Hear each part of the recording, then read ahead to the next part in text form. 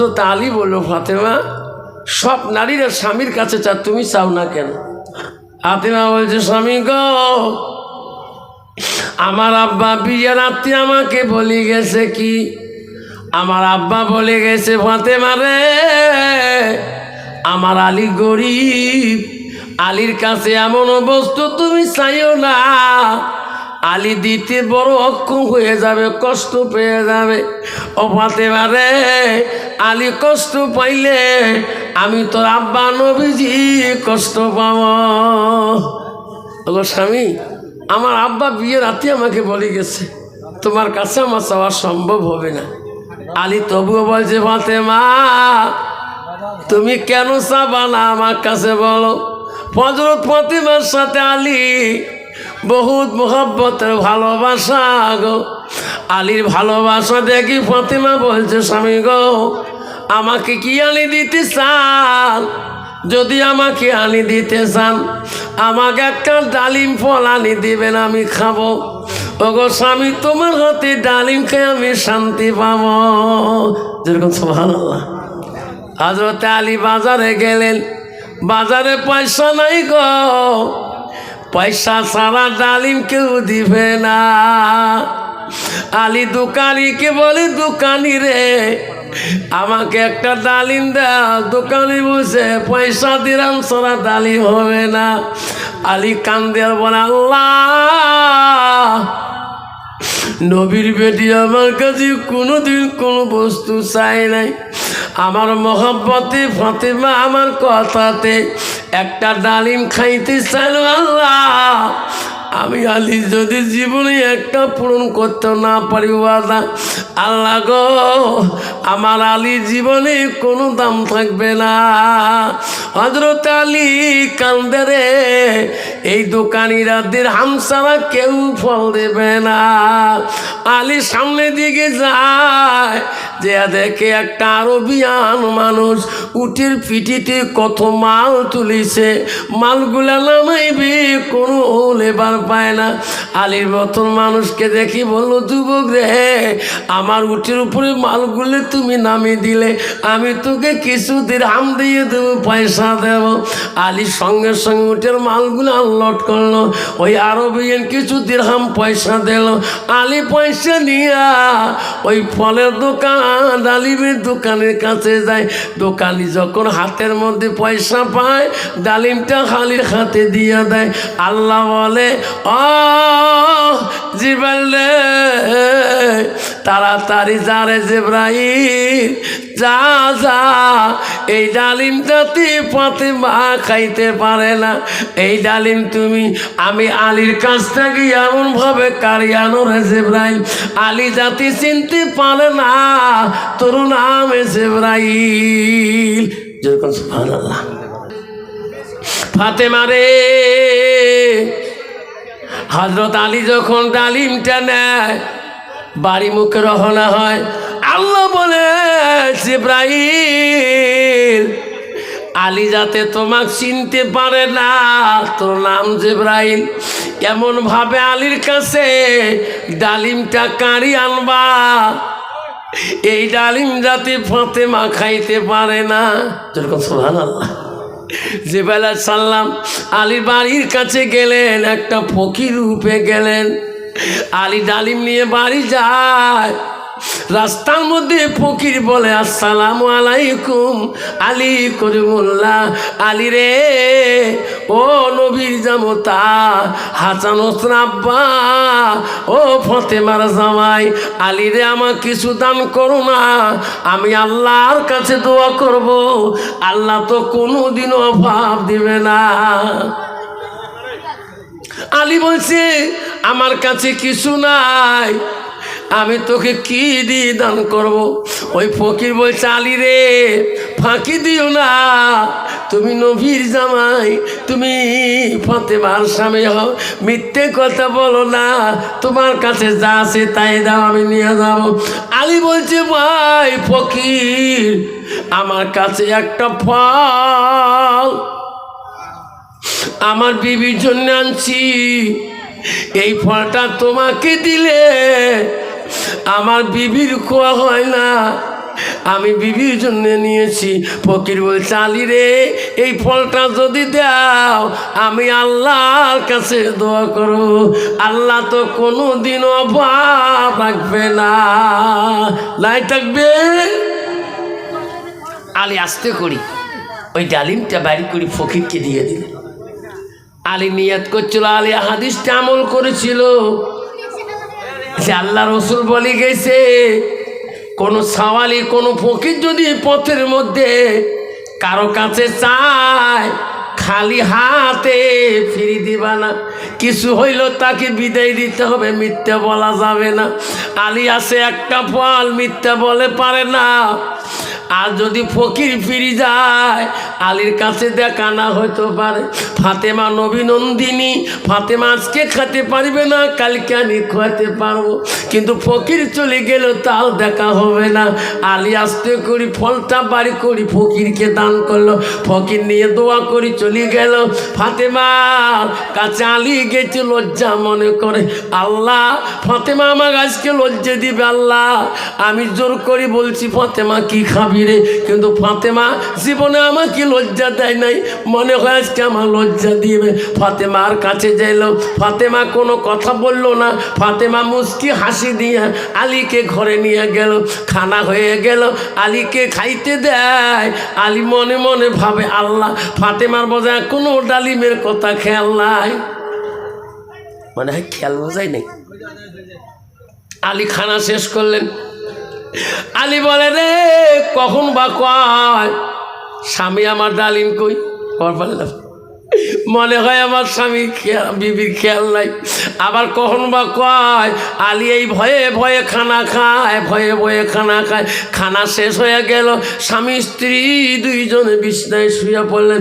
এমন সময় কোন মানুষ আলীর নাম ধরি ধরি বাইরে ডাকায়, এই আলী ঘুমাইছো নাকি, কে গো দরজা খুলো না।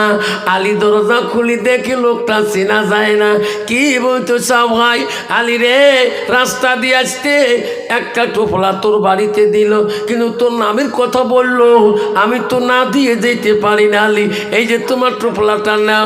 আলী হাতে টোপলাটা নিয়ে ঘরে ঢুকলো। টোপলা খুলি, ব্যাগ খুলি দেখে ওই টোপলার ভিতরে কি আছে? একটা ডালিম না 10টা ডালিম টোপলার ভিতরে। যেরকম সুবহানাল্লাহ। ফাতেমা বলে স্বামী গো, ও স্বামী ওই টোপলাতে ব্যাগের মধ্যে কি খুলতেছে? বিবিরে ডালিম। ফাতেমা কয় কয়টা? 10টা। ফাতেমা কয় এই ডালিম তো আমার না, আমি তোমাকে একটা ডালিমের কথা বলছিলাম। কয়টা? ফাতেমা কয়টা বলছিলেন? একটা। ফাতেমা কয় এখানে 10টা ডালিম কেন হবে? এটা তো আমার ডালিম হইতে পারে না। একজন মহিলার নাম বলে নাই। আমার ডালিম হইলে একটা হইতে হবে। আকলিমে বাবা 100 টাকা, আকলিমে বাবা 100 টাকা, বিনামি মা 500 টাকা। আল্লাহ এই ডালিম গো স্বামী আমি খাবো না। আমার মতন বিবি যদি হইতো, স্বামী গো আপেল আনতে বলছি 3টে, আনছেন কে 10টা? নয় শুরু করি আনছ, কালকে আরো 20টি আনবেন। ঠিক না? ঠিক। ফাতেমা বলছে স্বামী গো আমার ডালিম হইলে একটা হওয়া লাগবে, 10টা ডালিম আমার হবে না। ফাতেমার কথা আলী চিনতে পড়ে গেলেন। আল্লাহ বলো জিব্রাইলে, আলী জবাব দিতে পারছে না, যা যা ফাতেমার কানে বলি দে রে জিব্রাইল, আলী সত্যি একটা ডালিম দান আনছে, তোমার মহাব্বতের ডালিমটা আল্লাহর হস্তে দান করেছে। ফাতেমা একটা ডালিমের পরিবর্তে আল্লাহ তোকে জান্নাত থেকে 10টা ডালিম পাঠিয়ে দিয়েছে। ফাতেমা এলা দুনিয়ার ডালিম না, এলে হলো জান্নাতি ডালিম। যেরকম সুবহানাল্লাহ। আমি যেটা জানি না সেটা জানে কে? জোরে আরো জোরে। আমি যেটা দেখি না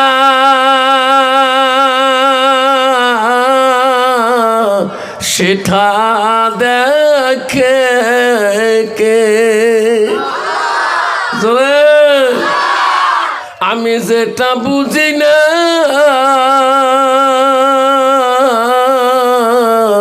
সেটা বোঝে কে। আজকে এই মাদ্রাসায় বাৎসরিক ধর্মীয় জলসায় দস্তরবন্দি জলসায় একটা বাচ্চাকে মাথায় পাগড়ি পরানো হয়েকে বলে দস্তরবন্দি জলসা।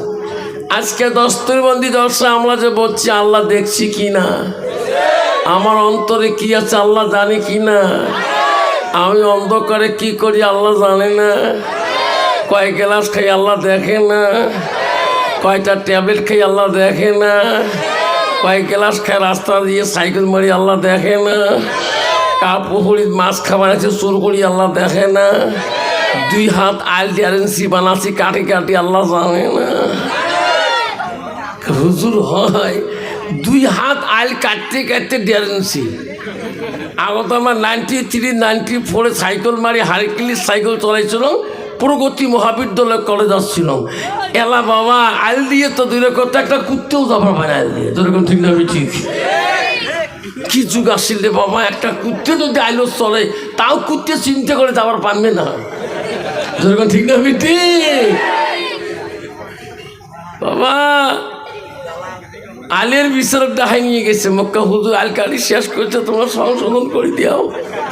তারপরে যে দেহ আল তো ঠিকই আছে না, কে ডাহালুকে হুজুর আলের তলব দেহ, এরা দেহ হয় শুন চললে খালি মাথা আটকে ভাঙি পড়ে। বাবা সোনার চাঁদরা আমার আব্বারা, আপনারা কেউ যাবেন না ইনশাআল্লাহ আখিরি মোনাজাত না হওয়া পর্যন্ত, তারপরে না কালকে সারাদিন চলবে, ঠিক আছে? নবীর বাড়িতে আছি, একটা নবীর সুন্নতকে পালন করলে আমল করলে আল্লাহ আমাদের জিন্দগি কামিয়াবি করে দিবে, যেরকম সুবহানাল্লাহ। বাপজন সোনার চাঁদরা, মুসলমানের 10টা ডাইনি সুন্নত আছে, ঠিক না ঠিক? কিন্তু এখনো মুসলমানের ভিতরে এই 10টা ডাইনি সুন্নত দেখা যাচ্ছে না। কোথায় 10টা ডাইনি সুন্নত পাবো হুজুর? সেই জায়গায় যেতে হবে বাবা। সেই জায়গায় গেলে তোমাদের শরীর থেকে তোমাদের বডির থেকে 10টা ডাইনি সুন্নত তোমাকে আলেমরা দেখে। কিন্তু ওই রকম মহফিলে বসতে হবে। সেই জন্য বাবা আল্লাহ রসুল বলছে মান আহাব্বা সুন্নতি ফাকাদ আহাব্বানি। নবী বলে যে একটা সুন্নতকে যে ভালোবাসে সে উম্মতটা আমাকে ভালোবাসে, যেরকম সুবহানাল্লাহ, যেটা বলেন সুবহানাল্লাহ। সেই জন্য বাপজন আমার শোনার চানা, আমি আর একবার সালাম দেব যাতে আওয়াজটা ভূমিকম্পর মতো এসে যায়। আসসালামু আলাইকুম ওয়া রাহমাতুল্লাহি ওয়া বারাকাতুহু ওয়া মাগফিরাতুহু। যা হোক, আজকে এই হেনাজতলা দস্তরবন্দি মাদ্রাসা 10তম দস্তরিক মাদ্রাসা জলসা, আজকের জলসার সুনামধন্য সভাপতি সাহেবকে আমি আমার অন্তর থেকে তার সর্বপ্রথম সালামটা দিলাম। আরও সালাম দিলাম দূর দূরান্ত থেকে আগত বা স্থানীয় আকাশে তারকা নিচে না ওলামা দিনকে আমি সালাম দিলাম। আরও সালাম দিলাম আমার আব্বাজনের বয়সের বৈশিষ্ট্য যারা আব্বাজন এসেছেন তাকেও আমি সালাম দিলাম। আরও সালাম দিলাম পর্দার আড়ালে থাকা নিরলে থাকা অন্তর দুলালি মা বোন খালাগণ ফুবুগণ মাসিগণকে। আরও সালাম দিলাম আমার বয়সের বন্ধু ছোট ছোট ভাই ছোট ছোট বোন সোনামণি কলিমণি সবাইকে সালাম দিয়ে আমি আমার বক্তব্য শুরু করলাম। তাকে একটু আল্লাহ ডাকবো, লা ইলাহা ইল্লাল্লাহ, লা ইলাহা ইল্লাল্লাহ, লা ইলাহা ইল্লাল্লাহ। সবে নবীজির নবী যিনি, সবে নবীজির নবী যিনি, তিনি হলো কাউসারওয়ালা, পরলা ইলাহা লা ইলাহা আকাশের মালিক যে আল্লাহ, জমিনের মালিক সেই আল্লাহ, পরলা ইলাহা পরলা ইলাহা। চন্দ্রের মালিক যে আল্লাহ, সূর্যের মালিক সেই আল্লাহ, পরলা ইলাহা লা ইলাহা। জান্নাতের মালিক যে আল্লাহ, জাহান্নামের মালিক সেই আল্লাহ, পরলা ইলাহা পড়ো লা ইলাহা লা ইলাহা ইল্লাল্লাহু মুহাম্মাদুর রাসূলুল্লাহ। মুহাম্মদ বলেন সাল্লাল্লাহু আলাইহি সাল্লাম। কন্ত বাবা জান্নাতের মালিক কে? জোরে বলেন কে? তাহলে জাহান্নামের মালিক কি হবে? জোরে বলেন। আজকে কুচবিহার জেলার মানুষ, তুফানগঞ্জ থানা এলাকা না, তুফানগঞ্জ থানার এলাকার মানুষ, চিলাখানা এলাকায় নাস্ত এলাকার মানুষ, আজকে জালিসুর রহমানে তোমরা জান্নাতে যাইতে চান না জাহান্নামে যাইতে চান? কাই কাই জান্নাত যাবেন হাত ধরে দেখায়, তাকবীর লাগাই নাই তাকবীর। শোনা চান আব্বারা, জান্নাত যাওয়াটা খুব সহজ, কিন্তু জান্নাতের কাম করতে হবে। মুসলমান হাত তুললে জান্নাত পাওয়া যায় না। জান্নাত গেতে আল মসজিদুল বাইতুল্লাহ, আল্লাহর ঘরের সাথে তোমার সম্পর্ক রাখতে হবে। তো দেখুন সুবহানাল্লাহ। কিন্তু মুসলমান তো আল্লাহর ঘরে যায় না, আল্লাহর ঘরে মসজিদও যায় না। তোমার এলাকায় ঠিক আছে বাবা, কত মুসলমান আছে বাপরে বাপ, 5 মাস 4 মাস চলে যায় মসজিদও দরজা জানলাও চলে না। আছে না নাই? আছে না বাবা? 5 টাকা দিয়ে 1 কাপ চা চিলেখানা বাজারে খেয়া গরম করে দিয়ে দোকান, ঠিক না ঠিক? ওই 4 গ্লাস নিয়ে কয় নামাজ না পড়তে পারি, ইমান ঠিক আছে, ঠিক না ঠিক? বাবা মারনার গিবত, মৌলবীর গিবত, আমির সাহেবের গিবত, কারি সাহেবের গিবত, মুক্তি সাহেবের গিবত, নামাজের গিবত, যখন ঠিক না ঠিক? সোনা তুমি জানো না যেদিন ডাক পড়িবে আছাড়াইল আসিবে রে, সবাই হইবে না, ঠিক না ঠিক? উনি চিলাখানার থেকে বাড়ি আসবে, কোনো গ্যারান্টি আছে?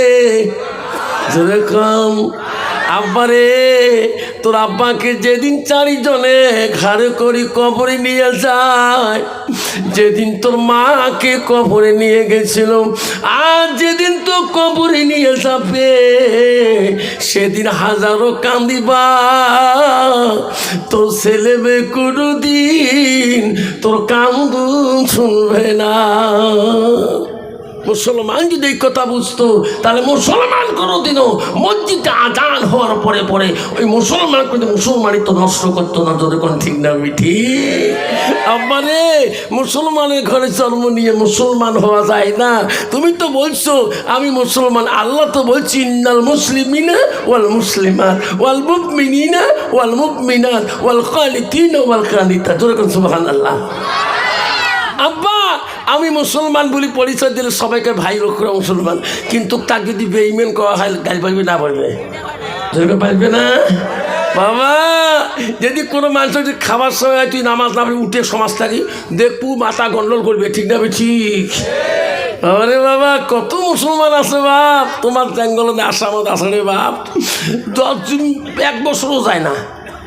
যদি কালে ভালে বেটির বিয়ে লাগছে, দেখো তুমি রাখছে মুন্সি যে কইছে সমাজের গায়ে সুটকু জুম্মে না যাস কে বেটির বিয়ে তো না করছে, দাওয়া তো করছি বুঝবু বিয়ের দিন কালে হুজুর কী করা হবে কা জুম্মে যাই তাড়াতাড়ি যা কয়েকদিন যা, দেখবো মসজিদের আগা কাতত খাড়াই আছে, ঠিক না বেঠি?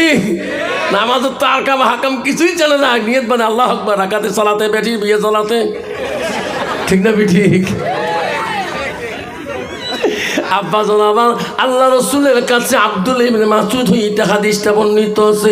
ও গেনার বন্ধু চিলাখানা বন্ধু রে, ও বাবা ভালো করে শুনি রাখুন। আল্লাহ নবীকে প্রশ্ন করলো, কালান নবী সাল্লাল্লাহু আলাইহি সাল্লাম আইয়ামা ইহাব্বিলাল্লাহু তাআলা, নবী গো আল্লাহর কাছে সবচেয়ে ভালো বস্তু আমলটা কি? নবী বলো কালাস সালাতু আলা ওয়াক্তিহা, সময় মতে ওয়াক্ত মতে নামাজ পড়াটা পৃথিবীর জমিনে সব চাইতে বড় আমল। যদি কোন সুবহানাল্লাহ। আব্বা ও বন্ধুগণ শুনে রাখেন, পৃথিবীর কত বড় অলি ছিল গো আল্লাহ, যে অলির জীবনে আল্লাহ এক ওয়াক্ত তাহাজ্জুদ নামাজ কায়দা হয় নাই। হুজুর কোন অলি? আব্বারে তার নাম হলো হযরতে বাকি বিল্লাহ রহমাতুল্লাহ। হাজার হাজার ভক্তবিন্দু, হাজার হাজার মুরিদান ছিল হযরতে বাকি বিল্লাহ রহমাতুল্লাহ। একদিন তার মুরিদান ভক্তবিন্দুরা বলে, ওস্তাদি গো, ও গো ওস্তাদি, আপনি যেদিন মারা যাবেন, আপনি যেদিন দুনিয়া ছেড়ে চলে যাবেন, আপনার জানাজার ইমাম কে হয়ে দাঁড়াইবে? ও গো হুজুর, আপনার জানাজাটা কে দিবে? হযরতে বাকি বিল্লাহ বলছে, এ বেচারা শুনে রাখো, আমি তোমার উস্তাদ, আমি তোমার হুজুর বলি যাই, আমার জানাজার ওই মানুষ ইমাম হবে যার জীবনে এক ওয়াক্ত তাহাজ্জুদ নামাজ কায়দা হয় নাই। যেরকম সুবহানাল্লাহ। আব্বা সোনারে, হযরতে বাকি বিল্লাহ দুনিয়াতে কি চলিয়া গেলেন। পৃথিবীতে এমন কোন মানুষ, যেমন অলি আউলিয়া নাই, মৃত্যু ছাড়া চিরকাল জিন্দা রহে নাই। বাকি বিল্লাহ দুনিয়ার বিদায় নিয়ে নিলেন। হাজার হাজার ভক্তবিন্দুরা কান্দে, আরে আমার হুজুর বলে গেছে, আমার হুজুর ইমাম, জানাজার ইমাম ওই মানুষ হবে যার জীবনে এক ওয়াক্ত তাহাজ্জুদ কায়দা হয় নাই। জানাজা শুরু হয়ে যাবে, হাজার হাজার মানুষ জানাজারে কাতারে লাইন হয়ে গেলেন।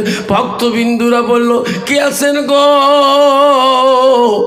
আমার উস্তাদের জানাজার ইমাম ওই মানুষ হবে যার জীবনে এক ওয়াক্ত তাহাজ্জুদ কায়দা হয় নাই।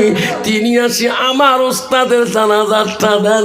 ওই দিন দেখতেছে কোনো ইমাম হইয়া কোনো আলেমও সামনে যেতে পারে না, কারণ সবাই গ্যারান্টি দিতে পারে না। আমার 5 ওয়াক্তের গ্যারান্টি নাই, তাহাজ্জুদ গ্যারান্টি দিতে পারবো না। যেরকম ঠিক না বিধি বাবা, যে মানুষটা তাহাজ্জুদ নামাজ কায়দা না হয়, তার ওয়াক্ত নামাজ কায়দা হবে? তার কত বড় কঠিন নামাজ তাহাজ্জুদটা। আল্লাহকে আপন কাছে আনার জন্য একটা নামাজ হলো তাহাজ্জুদ নামাজ। যেরকম সুবহানাল্লাহ। সবাই ভাবে, ভক্তবিন্দুরা বলে, গো কে গো আছেন আমার উস্তাদের জানাজাটা দিবেন যার জীবনে এক ওয়াক্ত তাহাজ্জুদ নামাজ কায়দা হয় নাই? ওই দিন বাকি বিল্লাহ রহমাতুল্লাহ ইমাম বেলাল ওই জানাজার জায়গায় ইমাম হয়ে কেউ দাঁড়ায় না। ভক্তবিন্দুরা কান্দে, ওস্তাদি গো, ও গো ওস্তাদি, কেন গো ওস্তাদি এই ওসিয়ত করে গেলেন? আজকে তোমার সামনে জানাজার ইমাম আমরা খুঁজে পাই না। কে তোমার জানাজা দিবে? কেউ তো তোমার সামনে কেউ দাঁড়াইতে চায় না। ভক্তবিন্দুরা পাগল হয়ে গেল, কাঁদতে কাঁদতে অস্থির হয়ে গেল। এমন সময় একটা মানুষ দ্রুত বেগে ঘোড়ার পৃষ্ঠে চড়িয়া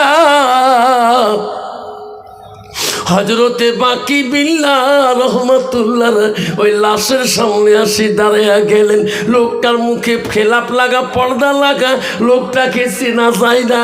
উনি দাঁড়িয়ে বললেন, ভাই সবাই খারাপ হয়ে যাও, আমি হুজুরের জানাজার আমি আজকে ইমামতি করবো। যেরকম সুবহানাল্লাহ। সবাই দাঁড়িয়ে গেল, জানাজার শুরু হয়ে গেল। 1 তাকবীর, 2 তাকবীরে, 3 তাকবীরে, লাস্ট তাকবীরে সালাম যখন শেষ হয়ে যায়, ওই লোকটা ওই দৌড়ে যে ঘোড়ার পৃষ্ঠে আবার উঠিয়ে যায়। ভক্ত মুরিদানরা চিনতে পারল না, ইনি কে গো, বাড়ি কোন জায়গার, বাড়ির নাম কি গো? দৌড়ে যা ওই ঘোড়ার লাগামটা টানে ধরলো। কে গো গো হুজুর, আমার উস্তাদের জানাজার আপনি হলেন কে গো? তোমার পরিচয়টা কি? তোমাকে চিনতে পারলাম না, তোমাকে তো আমরা চিনলাম না, মুখের মধ্যে পর্দা লাগা। ও গো হুজুর, আপনার মুখের খেলাপটা পর্দাটা সারে দেন, আমার উস্তাদের জানাজা দিলেন, তোমার পরিচয় না দেওয়া পর্যন্ত আমরা তোমার ঘোড়ার লাগাম সারিয়ে দেব না। যেরকম সুবহানাল্লাহ, লাই তাকবীর। উস্তাদজি, কোথায় তোমার বাড়ি? চিনলাম না,